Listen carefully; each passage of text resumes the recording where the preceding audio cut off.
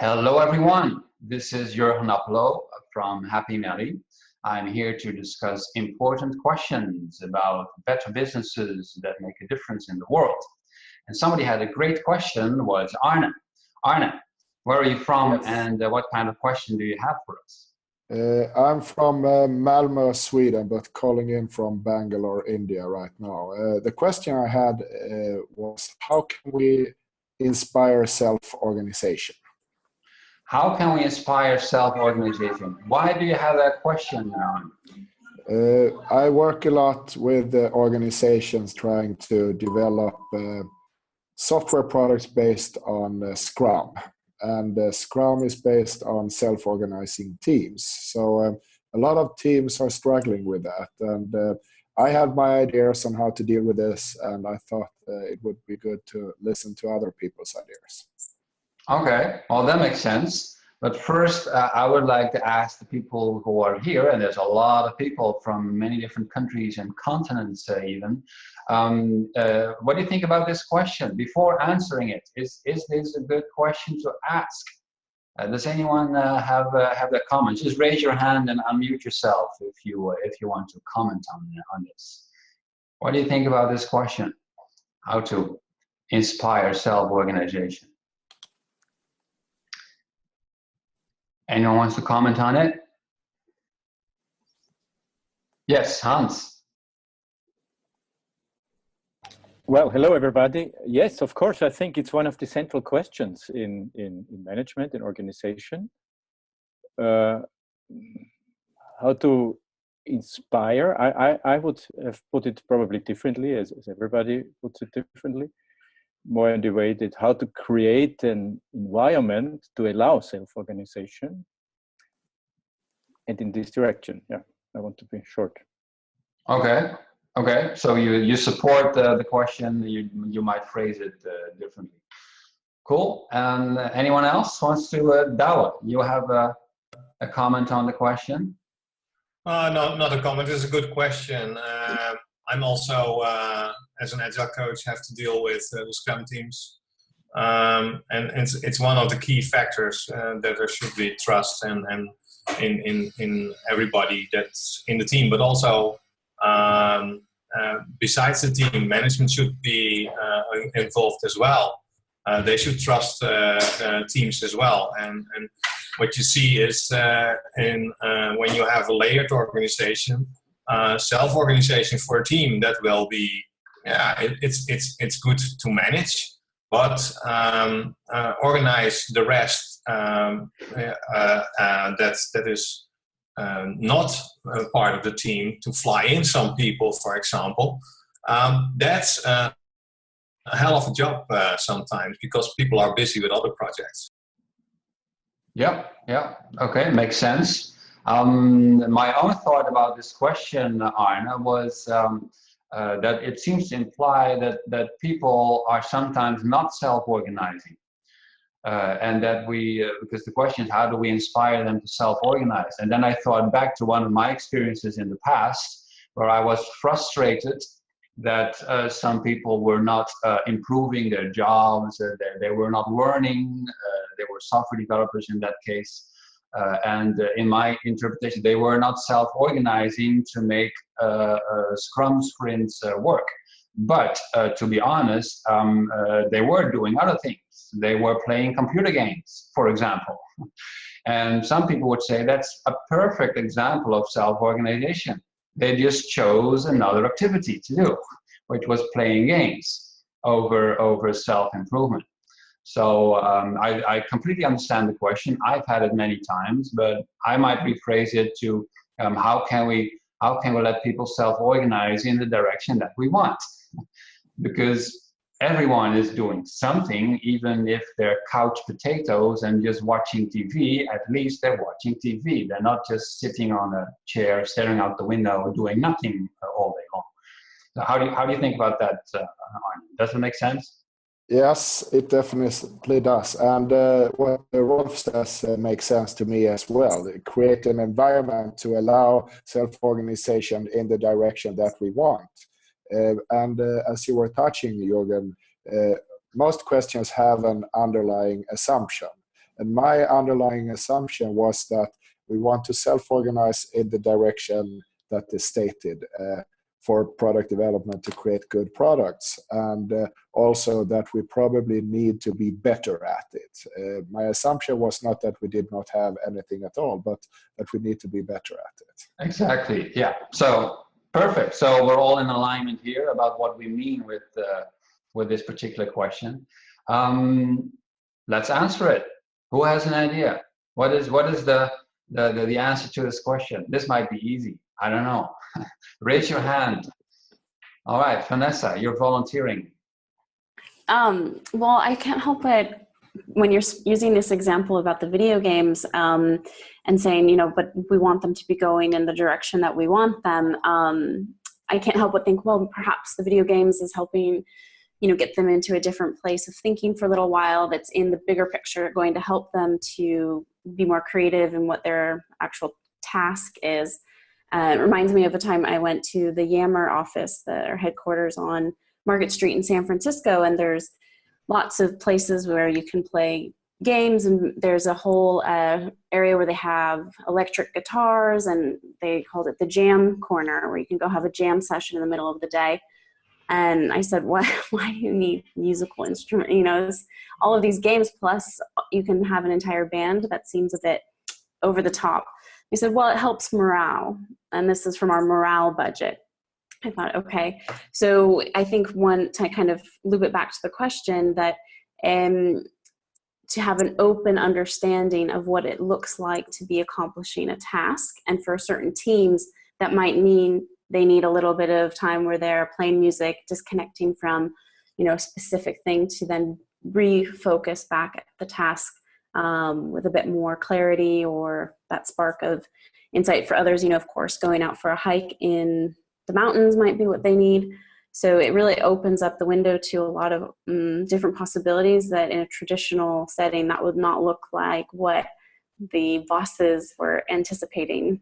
Right. I totally agree there. Actually, I need my daily walk in the city to a coffee bar somewhere that helps me clear the mind.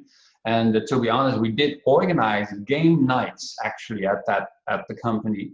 So we supported people playing games. My problem was that people were an expert at playing World of Warcraft and they had no clue what test-driven development was. So that was a matter of priorities that were, I think, were out of balance at that time for some people. But you raise a good issue there. Does anyone else have that comments, suggestion? Raymond, you're raising your hand. What's your idea? Sure. Okay. So I love this question, but I think self-organization is an outcome of an inspired organization. So to me, the question really is around how to inspire organizations to set a purposeful direction. And then self-organization or test-driven development or quality or productivity will happen if people are inspired. But how do you get an organization to set an inspired direction in the first place? That's a good one. It resonates with what Hans said. How do you create an environment where this self-organization can happen in the direction that we want? Anyone wants to add to that? I see Thomas raising your hand. Thomas. Yeah, one of the things that I think that maybe one of the things you can use to build that environment maybe is a place where a person can opt into leadership or something like that.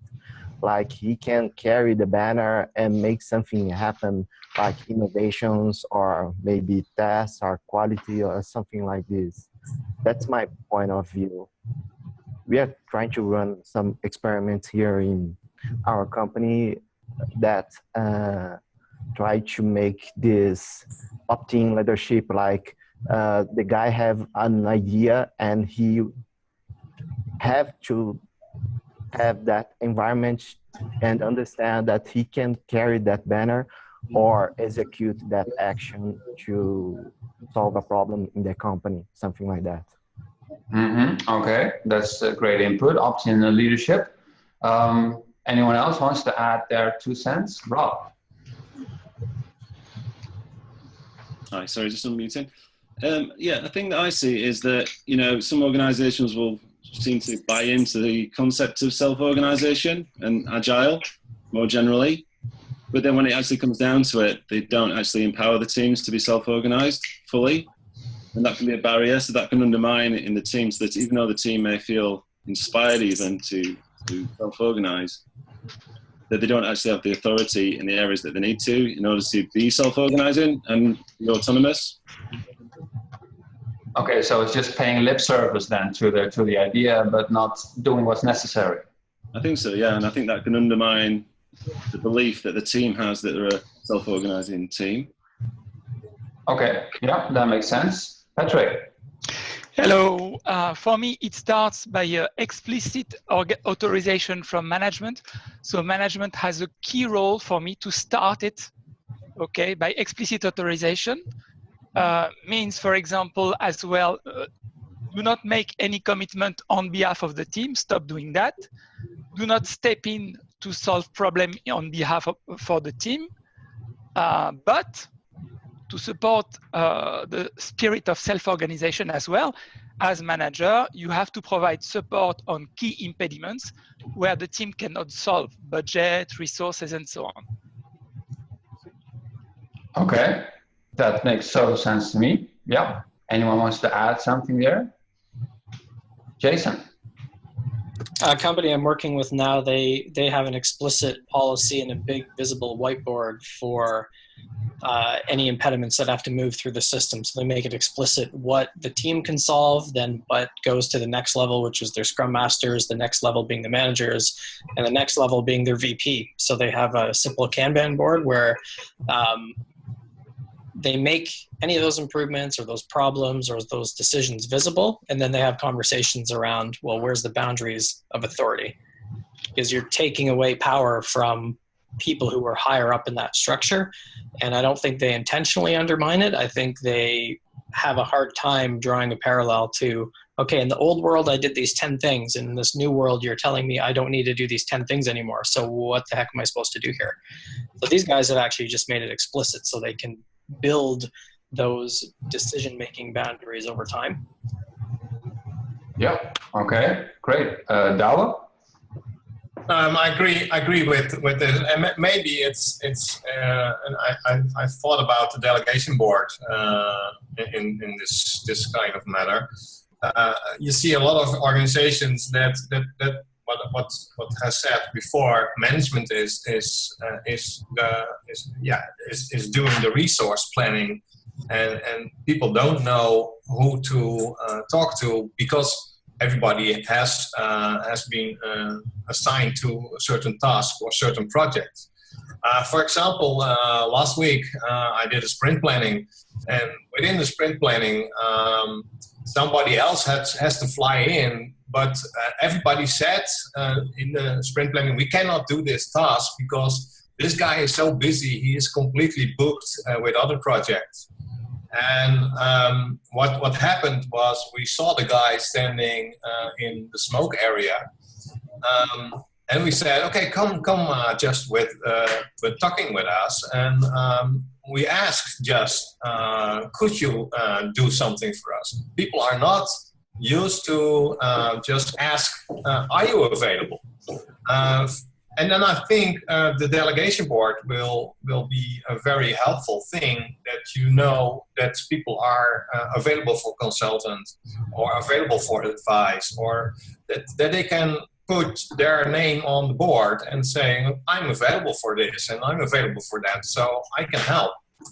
And I think that will be a big one that can be changed, and to say, let's manage this self-organization also over teams.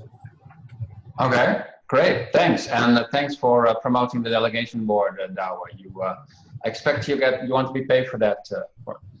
Are we going to introduce it at customers?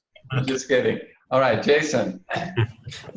I found that is a really good tool to question those underlying assumptions, because I think sometimes we underestimate bad management debt. So, back in 1981, some employee made some mistake that some manager got in trouble for, and that new policy just became a rule. So now whenever the team goes to this manager and they ask, is it okay if I go to the bathroom now? Because of some mistake that happened 30 years ago, that just became part of the culture, and we don't challenge some of those underlying assumptions. So making it explicit by putting it on a board on the wall gets people to talk about, well, we've always asked the manager for this, but from the manager's perspective, it's like, why does the team keep asking me for this stuff? I don't care. But they don't have a conversation around that cultural debt or bad manager debt from quite a while ago. And delegation boards, I've used them a few times, and also just visual policies on the wall. That gets them to really challenge those underlying assumptions so they can move to a different state of how they decide. Right. Okay. Cool. That sounds great. We have 15 minutes. We're 15 minutes into this conversation. I want to offer you my suggestions. Of course, I didn't come here in this meeting unprepared, so I did a bit of digging around what the advice is of agile experts in particular on this topic, and I found 6 things that organizations should do, and maybe you can add a 7th or an 8th even afterwards. Number 1. There should be a why. It starts with why that is often missing in organizations. Why are we expected to self-organize around here? I know from other research into failed change initiatives that the not explaining to people why there is need to change is the single most mentioned reason for failed change in organizations. And people have no idea why they are expected to take up responsibilities. Number 2, people have to be hired and trained in a new mindset. It doesn't happen magically that people start picking up responsibilities and taking accountability for stuff that has always been done by others. So it doesn't happen magically. People have to be trained for that. They can be hired specifically for that kind of mindset. For every person who is spending time changing the world, there are 9 people sitting on a couch and only watching TV. It doesn't mean that they can't change the world. It takes a shift in mindset. Number 3, the company must be consistent in connecting the person's intrinsic motivation with that vision. Why bother? What's in it for me, basically, as an employee? And all employees are different. I offer moving motivators as a suggestion of figuring out how people are intrinsically motivated.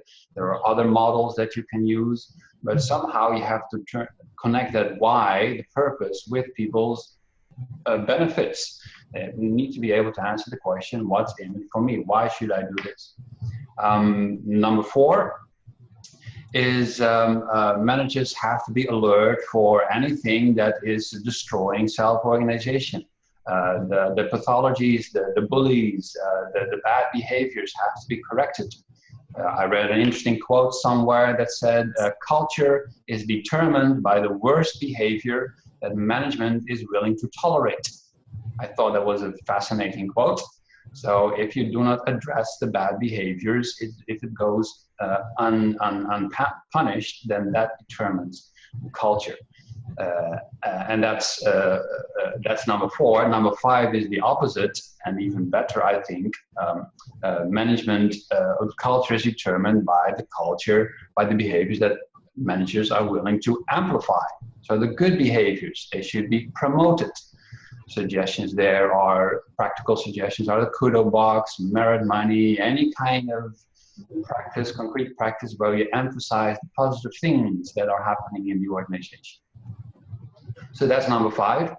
And number 6, last one that I found in this brief research is you have to be willing to put up with the results. Self-organization is to a large extent unpredictable. You can paint a picture, a vision, have people self-organize, but things will happen that you cannot predict. You have to live with that. If you then intervene, you will basically destroy the whole culture, the self-organizing process, and people will fall back into old patterns again. So you get great things, but there are also things you get that you may not have expected, and you will have to live with those consequences. But they might be minor inconveniences compared with the benefits that you get for self-organization. Well, those are the 6 things that I found. Maybe some of you Want to add a seventh? We still have a couple of minutes left. Anyone? Anyone wants to join? Rob, what is your addition or correction here? Hi, Jürgen. Yeah, thanks for those 6. I think those are really interesting. And there was a thought that was going through my head before, and it might tie into maybe the unpredictable side of things. And that's fear and the role that fear plays. And I think that can work. Fear from an organizational point of view and, managerial point of view about relinquishing control, but also within a team, to be self-organizing, take on responsibility for certain things that maybe other people had responsibility before. Sometimes I think there can be an element of fear that, that's not normally what I do, and what if it goes wrong, and that kind of thing. Yeah. Fear is a very important topic. Basically, Jason also referred to that, the fear of losing control, of things becoming a chaos in the organization. That's a good point. I saw a hand raised somewhere. Raymond. Well, I definitely struggle with this one, and I struggle to get the, hovering product owner or dev manager to leave the team alone long enough to self-organize. So I think time and space, you have to walk out of the room. They will self-organize when you walk out of the room. So time and space, I don't know if that fits under your 6 or it's just assumed, but time and space to self-organize. Yeah, we can turn it into a 7th, I'm quite sure. So thanks for that, Raymond. Patrick, I saw you raise your hand as well. Yes, I don't know if we talk about trust. Trust is very important to facilitate an inspired self-organization. So I think we should work on that as well. Okay, that's a great one. Trust. Carlos. Maybe on the follow-up, maybe to ask, maybe it can be a 7 to show interest in how is it going, not to intervene, but to ask and to show interest, so it can motivate the team and continue. That makes sense. Yes, that makes me think back of the whole servant leadership paradigm, right? That you don't tell people what to do, but you're there to help where people need any help, making decisions on their own and coaching them towards more accountability. Okay, good. Any last hands? I see Thomas raising your hand. Yeah, one thing that we are trying here is to break roles and maybe job descriptions, because people maybe feel a lot constrained and don't understand that self-organization is actions beyond his own role or his own job description, and make something, to do some action to make something happen. Maybe that's the question that someone said, between how we can step out to developers make self-organization. Maybe tell them they are not only developers. That's it. Okay, cool. Thank you. I see on the chat window that Mike has raised his hand. He's not visual, but he seems to be wanting to add something. Mike, are you there? Yes, I'm visual. I mean, I'm physically here, but not presenting my video.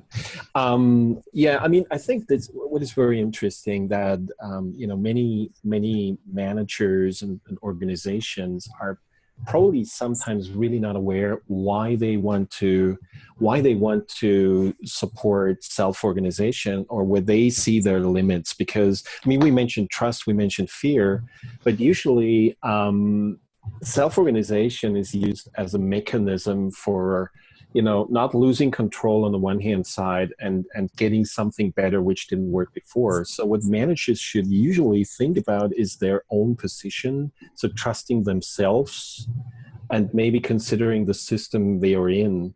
That's one thing. And the other one is, I think, very important. We cannot ask anyone to say, come on, be self-organizing. It's like, we cannot say anyone, be faster, be better. And many people have really a problem with self-organization or trusting in themselves because of their background, because of their, the environment where they grew up. So what you mentioned with training can even go further with coaching, with really going deeper on why are we actually not able to take action? Just want to point you to an experiment on the web you can read upon, the marshmallow experiment, where they did experiments with little kids.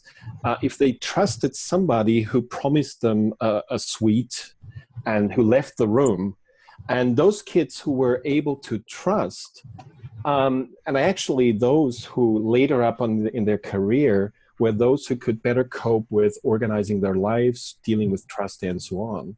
While other kids who just didn't trust were finally also not those who could really trust others, who just, always feared something is happening. Now, the problem with this is whenever, we fall into situations where our trust is actually corrupted because we trust into something, but finally our trust is broken, we lose stepwise our trust. And so it's not so easy just to say, come on, let's trust each other. Come on, let's self-organize. We really have to dig deeper here and consider where are people's backgrounds, how can they actually help each other, how can we grow trust, what are the assumptions of the managers, what is the assumption of the organization. Right, I agree there. Trust is a very interesting topic. I read a book about it by Robert Hurley, the Decision to Trust. It has 10 different ways of trusting people, 10 different dimensions of trust. It's a very, very complex topic. Last couple of people. I see Jason raising his hand, but first Peter. You raised your hand on the chat, I saw. Are you there, Peter? Sorry guys, yes, I'm here. No, it was just in the beginning when Raymond made his case about actually creating the environments for self-organization. That self-organization is an outcome. That's exactly what I have seen with a lot of teams at the moment. We are transitioning our company into something different, and I have about 30 teams to get into self-organizing. And they are very, very different. It really depends on if they have a mission they can agree on together, right? That it's not just imposed on them, and that basically makes it, that gives them the environment. Okay, guys, we need to organize us around our own mission. Everything else is just not working. That's what I've seen. Right. Okay. Well, thanks for your contribution. I totally agree there. Switching to Jason, one of the last ones. Go ahead. So quick show of hands. Who on the call is a coach or a consultant? Okay, show of hands. Who is a coach or consultant? I think this is typically a question that interests coach or consultants. Who is a coach or consultant? Because just building on Mike's comment, it's from our perspective as coaches, we're brought in to install Agile in an organization, and that might be at odds with the pressure that's on managers and product owners to get stuff out the door. And we don't take the time to understand that it's not that person that can't allow self-organization to happen. It's when the team makes a decision and something blows up, some C-level yells at a VP, who yells at a director, who yells at a manager, who yells at another manager, who yells at the manager you're trying to get to help that team self-organize.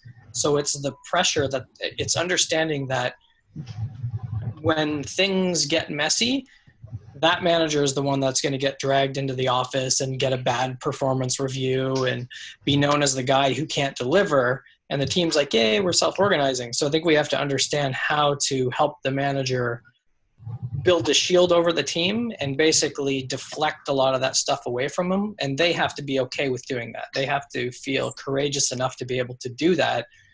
Because going in with, I've never had this work for me, going in with, you got to trust the team and do this. And they're like, that's great, but my livelihood depends on getting these products out the door. And when that doesn't happen, I'm the one who gets yelled at. I tried with one organization to say, well, bring the team into that conversation. And that didn't work at all. But it's not just fear. It's not just trust. It's like Mike said, it's all of the environment and those system things that put pressure on these people to get stuff done. And they can't just say, okay, go ahead, team, do whatever you want. Okay, protect the manager. I like that aspect that we should not forget. Arne, last minute is yours. Did we address your question? Definitely. I'm impressed with all the interesting discussions and all the improvements of my question. And there are a couple of things that I picked up, which the trust thing I think is really important. Creating an environment, I think is really important. And the why, the vision, the purpose of what we're doing, because that probably will help people feeling a pull effect towards and feeling inspiration also. So those are things that I take with me for the future. So thanks. All right, good. Cool. Thanks for asking the question. And by the way, Arne, you're the first one. As I told everyone, this is an experiment. This is the first question that I'm answering with people from all over the world. Hopefully there will be more. Just let me know if this is something that you appreciate by liking this video on YouTube, for example. That will be an option as soon as it is available. Join us at Happy Mally. You can become a Happy Mally member. And I will invite the members of Happy Mally to these calls, answering the next couple of questions, and vote on your favorite questions when I ask for your input, so that we can select the most interesting ones and improve them even. So thanks for everyone who was on this call. You were an awesome bunch, but that's why you're involved in Happy Mally, of course. I hope to see some of you soon, maybe on the next call next week. Who knows? Bye-bye. Okay.